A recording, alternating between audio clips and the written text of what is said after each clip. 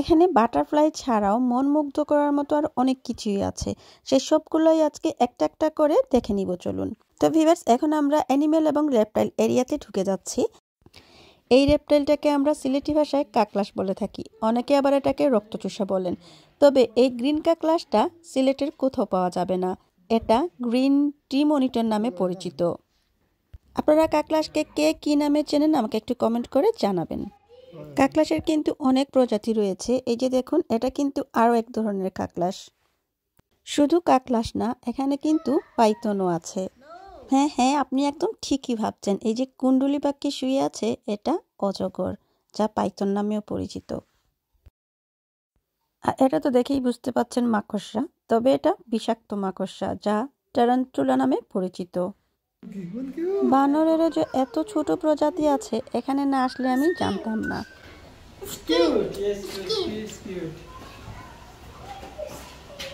আর এই বানরটাকে আমার ছেলে সবচেয়ে বেশি পছন্দ করেছে। আর এটা হচ্ছে মিরাকার, যাকে আমরা সিলেটি ভাষায় বলি নেউল। বানরের পর এটা দেখে অনেক বেশি এনজয় করছে।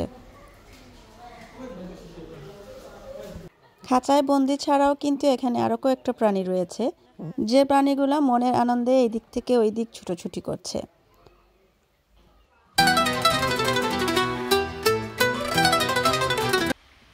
এই প্রাণীগুলা কিন্তু তিতিরের একটা প্রজাতি। শুরুতেই বলেছিলাম এখানকার টেম্পারেচার বাংলাদেশের মতো, শুধু টেম্পারেচার বাংলাদেশের মতো না, এখানে কিন্তু বাংলাদেশের মতো জবা ফুলও আছে।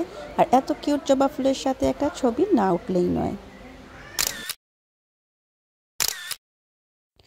শুধু জবা ফুল না, এখানে আমাদের জাতীয় ফুল শাপলাও আছে।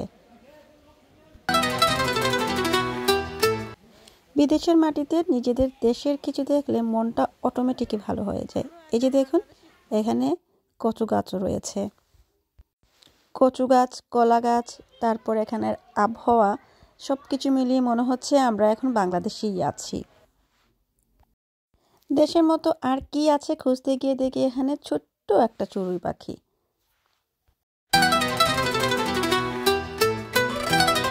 বাটারফ্লাই ওয়ার্ল্ডে কিছুক্ষণ কাটিয়ে এখন আমরা চলে এসেছি প্যারিস্টন পার্কে। তো এই যে পার্কের যে বিশাল একটা রাইড, এটা কিন্তু বন্ধ, আর এটা আমার ছেলের খুবই প্রিয় রাইড ছিল। আজকে ভাবছি এই পার্কের যা যা রাইড আছে সব কিছুই ইব্বির সাথে সাথে আমিও চড়বো। আর ওই যে ইব্বি, ও আমাদের আগে আগে এসেই খেলা শুরু করে দিয়েছে। এবার সামার হাসি হাসি করেও আসছে না, একদিন যদি সানি ওয়েদার থাকে তাহলে 3 দিন থাকে ঠান্ডা। তবে আজকে বলতেই হবে আমাদের ভাগ্যটা ভালো, আল্লাহর সহায় হয়েছেন, আজকে আমরা বের হয়ে এসেছি, আজকের ওয়েদারটাও সানি।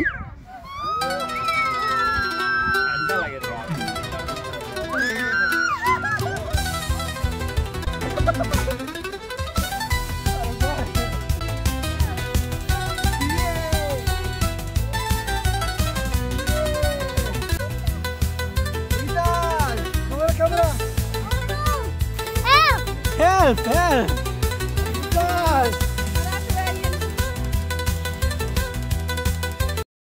ওয়েদারটা ভালো থাকায় ইব্বি ইচ্ছে মতো পার্কে খেলাধুলা করে। আর ইব্বি খেলাধুলা শেষ হওয়ার পর আমরা বসে একসাথে পার্কে লাঞ্চ করে নিই। লাঞ্চ আমরা সাথে করে নিয়ে এসেছিলাম। তারপর আমরা আবারও বাটারফ্লাই ওয়ার্ল্ডে চলে আসি। এখানে আসার পর বাপ ছেলে মিলে অনেকক্ষণ মাছের পাশে বসেছিল। মাছকে খাবার দেওয়ার খুবই ইচ্ছে ছিল, কিন্তু ততক্ষণে মাছের খাবার রান আউট হয়ে গিয়েছিল, তাই কোনো খাবার দিতে পারেনি, বসে বসে শুধু দেখছিল।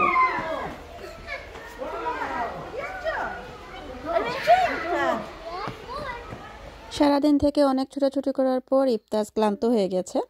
তো এখন আমাদের ফেরার পালা। ফিরে আসবো অন্য কোনো সময় অন্য কোনো ভিডিও নিয়ে। সেই পর্যন্ত ভালো থাকবেন, সুস্থ থাকবেন।